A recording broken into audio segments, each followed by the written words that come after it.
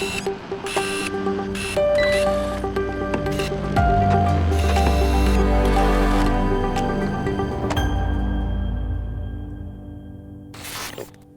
right, welcome to DirectConnect, everyone. We got Bryan, Carr, Leonard, Chamberlin. I'm still Nick Weber. Today I'm a little more mobile, so enjoy the view of the inside of my car.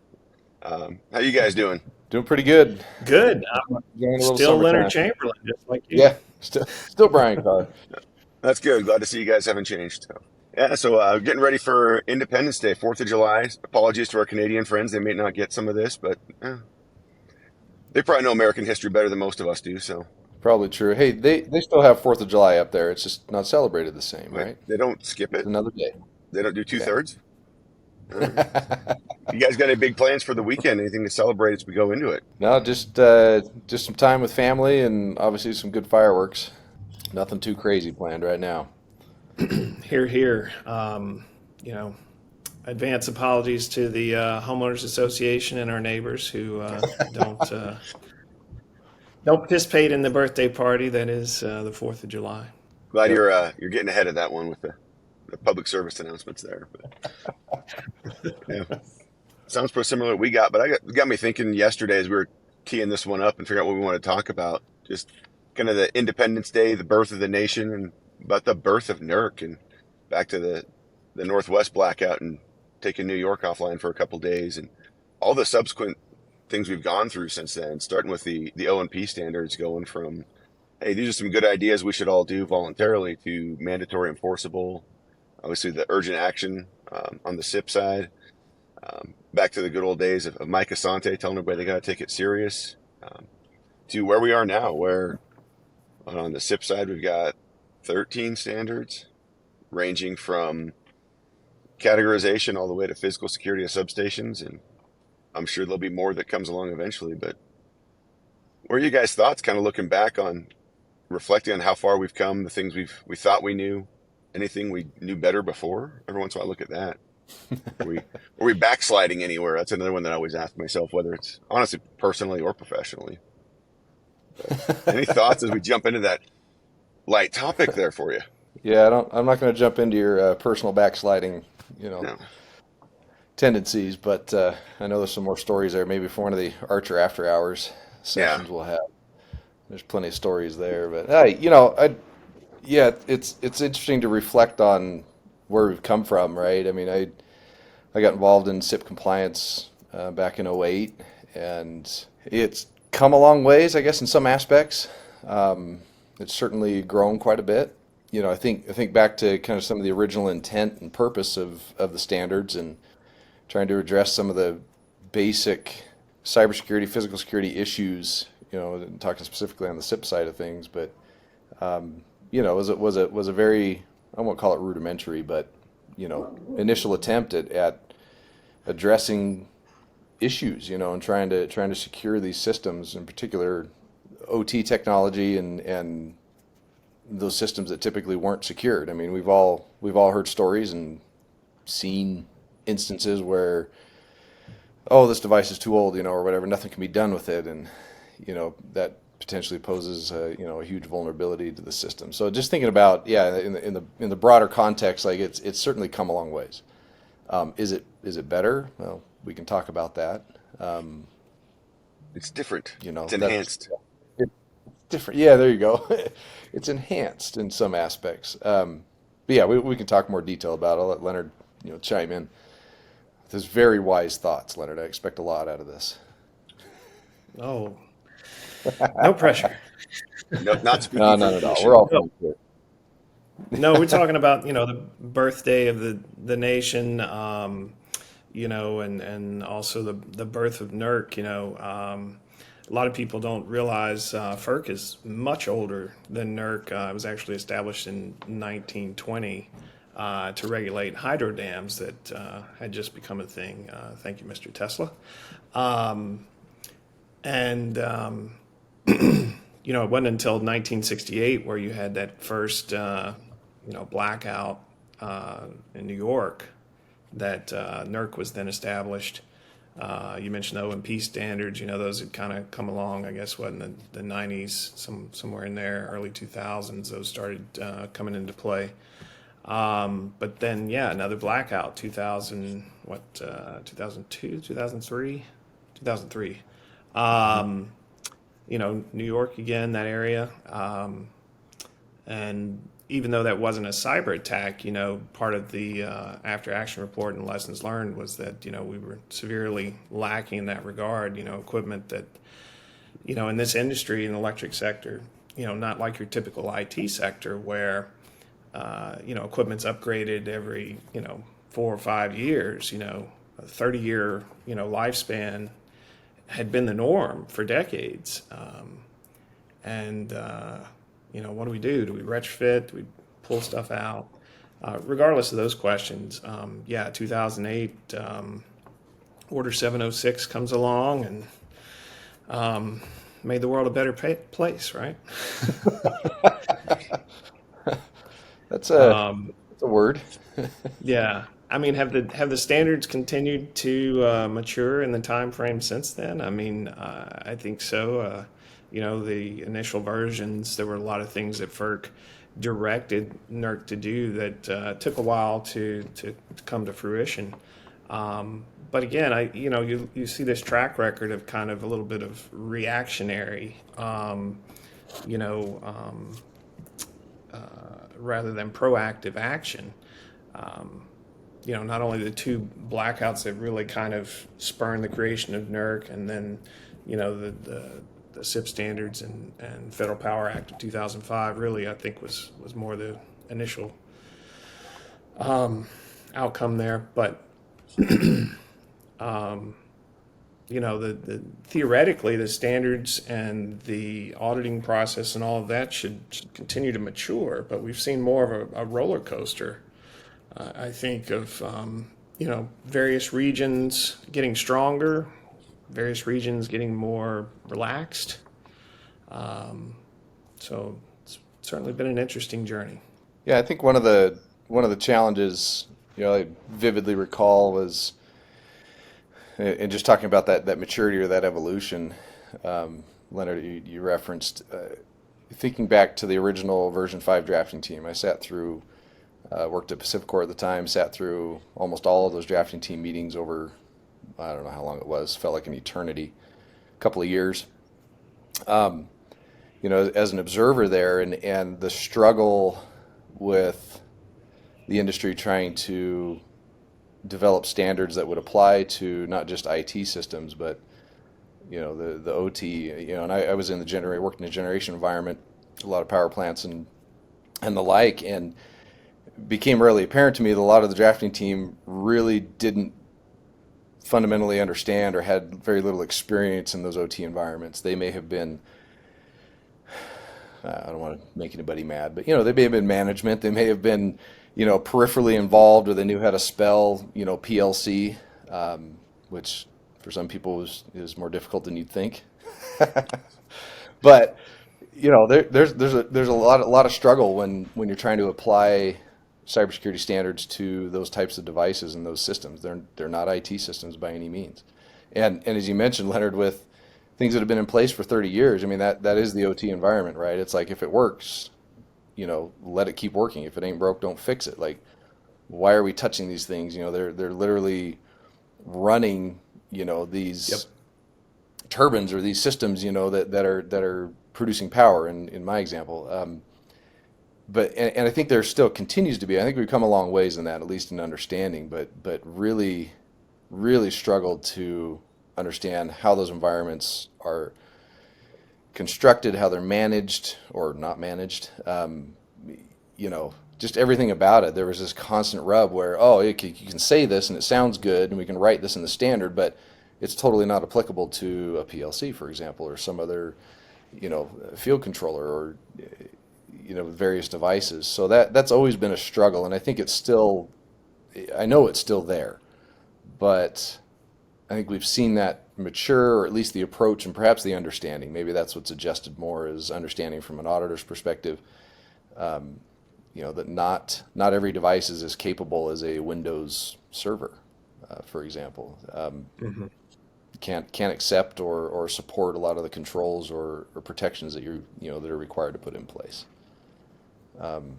So that was just, yeah, something I was thinking about. Just I remember back to those meetings, man, just the arguments and the, and I mean, it was really interesting to watch it develop and say, all right, this like they really don't get a lot of these environments, but they're trying to ram these standards or put them in place so that it covers everything. And well, it doesn't really, necessarily cover everything. which led to a lot of no, you can't do a vulnerability assessment scan because you're going to brick everything. You're going to Yeah, crash it. You're going to bring the system yeah. down. I personally may or may not have And been that involved may in have been something like that. yeah. Yeah. Yeah, Well, I've been to the one drafting team, but yeah, I remember Bryan's stories before I went to that kind of teeing me up for it because I expected it to be very congenial and everybody's talking and everybody wants the same thing. And the more I study history, the more I realize it's a whole lot like when they were debating whether or not to send the Declaration of Independence. Well, of course we want to be independent, but not that way. A lot of those kind of conversations. That was right. my take on CIP 14, the drafting as well. Everybody wants to get there, Yep. but man, so many details and everybody Well, trying to get it right. But now we're on -8. I think that's our highest rev, isn't it? 3-8. yeah, and not to mention, this is being drafted by industry, right? So not only do you have the technological struggles of understanding the systems, but you have well, let's call it like it is. You have the political struggles where industry is writing standards for itself, and there's some entities who wanted them to be as lax and as unenforceable or unauditable as possible, and a few other entities who really wanted something good out of it. So there was that battle that was going on behind the scenes and out in front of everybody, the political side of it. I think for me personally, like seeing that happen, that was hard to watch, and I think for me kind of tainted the experience. Is there were a lot of ulterior motives from some of the members, and it was quite frustrating at times, to be honest. And even digging a little deeper with the industry, not everybody is on the drafting teams a technical expert, and frankly, Very nor true. should they be. But when they start trying to present themselves as technical experts, but they're a compliance manager or general counsel, some Yeah, swim lane yeah. creep there. If I got creep or full on crossover, but I may or may not have had the standard drafting team refer to Darren Nielsen and I as the peanut gallery. In I my can neither defense, confirm nor deny. I've been called worse today. Yeah. What do you guys think? I mean, do you think overall, let's look at the big picture, as we're talking about this kind of the birth of NERC until today, like, do you feel like the industry is better for it overall? I'll drop the hot take. Absolutely.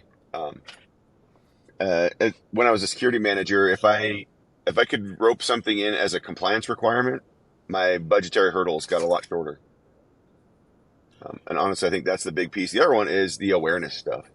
I think there are a lot of utilities that if they didn't have it, they had been living in their own space for so long that they may not even realize some of this stuff. And definitely not the senior management. It was definitely not on their radar. Yeah, I would agree with you, Nick. I mean, that overall, it's been a move in a positive direction. Has it been, in the right way and in the right timing? That's up for debate. But certainly, I've seen industry adjust and change for the better. Nick, your example of just the awareness, yeah, they're a huge swath of the industry would still just be chugging along and have no awareness, no visibility or understanding of what's going on out there. So there's definitely been some benefit to it. I won't say it's it's perfect by any means, nor has it been approached perfectly, but Yeah, go back to the Fourth of July analogy. I mean, no taxation without representation. It was almost like no regulation without representation.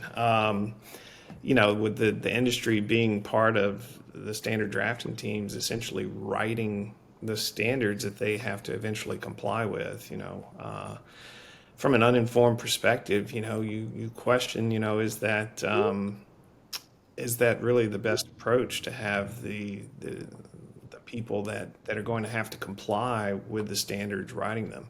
And I think there's pros and cons to that. It's always ironic when we're, in front of clients and they're complaining about the vagueness in the wording, and why can't NERC get this right? And it's be on the standard drafting team. There's industry groups that are pushing for this verbiage. It goes through quite a lot of reviews, and they're very meticulously chosen. So there's always some angle, in my opinion, in the words that end up in the standards. Are we better off? Going back to that question, I would say definitely. They've moved the needle. They've established minimum, baselines, if you will, security postures that may not have been implemented otherwise. Yeah. I think one of the constant struggles that I've had, you kind of alluded to it, and we've all talked about it, but just the documentation level of, or the level of documentation that's required. That's one of those maturity things I think that I would love to see take a different direction. With all of these, even from the onset, again from 2008 when I was baptized into SIP, documentation heavy. From then on, and it seemed like it was a 75-25, of 75% documentation, 25% doing, and that can be very frustrating. Obviously, the administrative burden is pretty significant, but that's a piece I'd love to see mature over the years. It's been a constant battle. I got sidetracked when you said baptized into SIP. I started envisioning what that would actually look like, and I'm not seeing John the Baptist in the river pushing you down and bringing you up, but more a waterboarding-esque experience. I was actually thinking of, they talk about baptized by fire, but then I was thinking maybe it was a dumpster that was on fire and you were being baptized in it, and just the whole thing came together. But who would be John the Baptist in this scenario? Would it be Morgan King or not? SIP Jesus? SIP Jesus? Well, okay. Maybe I got the wrong guy then. So one question, I'd like to get your guys' thoughts on too is, the difference between operations and planning and SIP. I mean, O&P has been around obviously much longer. That was kind of the beginning, right, of the voluntary standards.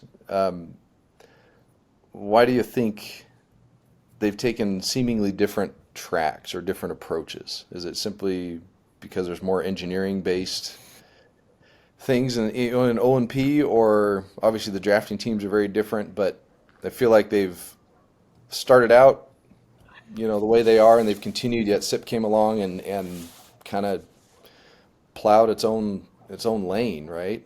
And was that necessary, or do we think there's ever going to be a time where those standards become more similar? I think there's two pieces at play from my perspective. One is just the age of the O&P standards. A couple decades of being voluntary first to get it dialed in. But the bigger one, I think, when you really get past that lazy answer, is the technology diversity, and what it all can do. When you look at it from an O&P perspective, all the different technology we see across the BES generally does the same kind of thing. So you can do more of a checklist approach versus SIP, where a lot of different ways to get to compliance in SIP.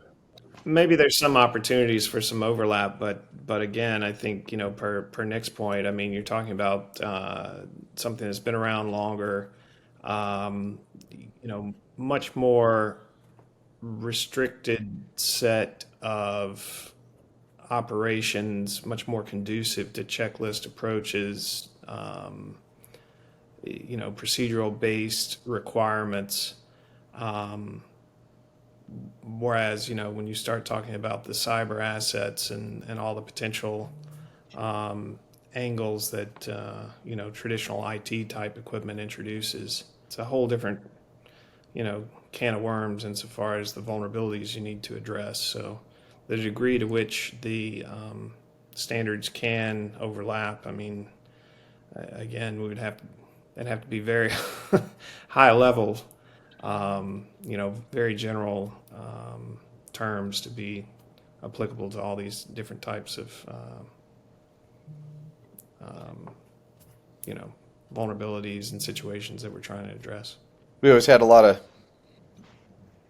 of fun with the O&P auditors, and they'd They didn't necessarily like us SIP guys, you know. And then there were some of those who crossed over and played both sides of that.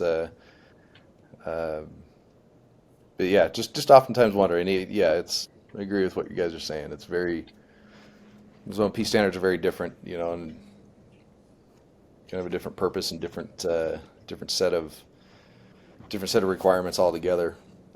Yet all designed to accomplish the same thing, right? Yeah, and the O&P side, and I'm probably going to take some heat for this one, but most of the things you look at for O&P, 1+1 is always 2. You get in a SIP, Yeah. 1+1 might be F. Yeah. Blue. Who knows where Yeah, it one is? plus one is blue. It's Kind of true. the art and science, I think. There's a lot more Yeah. science involved in the O&P side. Not that it's easier or harder by any Yeah. stretch. It's cleaner, I'd say. We can all agree that 1+1 is 2 there. Um, even within the audit team, we couldn't agree that 1+1 equal blue. So those are Yeah. always some fun ones. Which Trying to interpret. which shade of blue, Yeah, right? more of a teal. Yeah, Last week we it's said a it was seafoam. aquamarine. Yeah. Well, gents, it's been an interesting way to look at the NERC side, looking at it through kind of historic and the Independence Day lens. But any parting thoughts on that before we wrap it up and Leonard heads off to terrorize the neighborhood with fireworks and Bryan doesn't go up to Wyoming to buy any? Hey, who says I haven't already been? We don't call it a cul-de-sac de fuego for anything around here. So,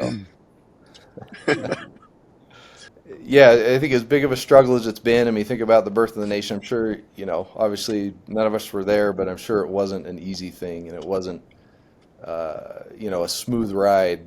There are lots of differing opinions, lots of differing approaches, but ultimately, you know, come together to form the country and you know, bring it to what it is today. I think that foundation was laid, and I could say that, you know, from a reliability and security perspective, similar things happening, you know, in the NERC space, right? From the birth of NERC to now, it hasn't been smooth sailing. It hasn't been, you know, without lots of argument and disagreement.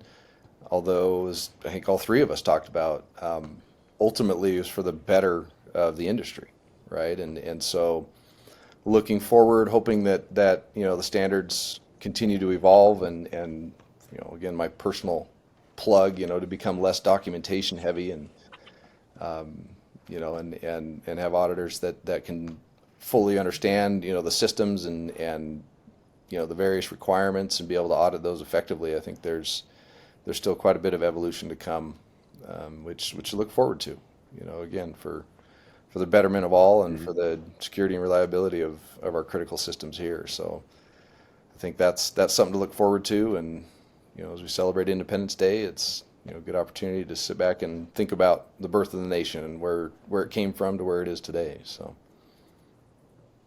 The great experiment that is NERC or democracy. yeah, that's right. Leonard, you got any I'll parting thoughts or close shots? thoughts. Just you know, happy birthday, America! Everyone have a safe 4th of July.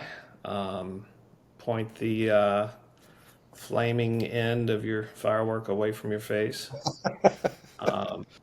Those short fuses will go fast, so don't be holding on to those too long. No, I think it's this was a fun discussion and enjoyed the trip down memory lane of the days of yore of SIP and NERC. And yeah, I mean it you know, again, the grid is connected, you know, the whole country, so very similar to the states coming together.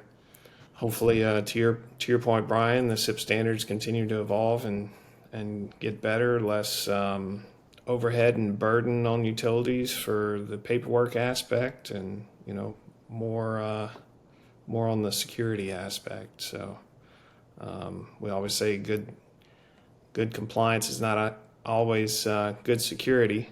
You know, let's make sure that we're prioritizing the things that you know, keep the nation safe. A lot of wisdom right there. So, well, thanks for joining. You guys take care. Have a great weekend. Talk to you all soon. Okay. Thanks, everybody. See ya. Stay up to date on all the videos we release here at Archer by clicking on the subscribe button. Click on the bell to be notified right away when we release new videos. If you know of a topic or someone you think we should talk to on DirectConnect, please let us know in the comments below.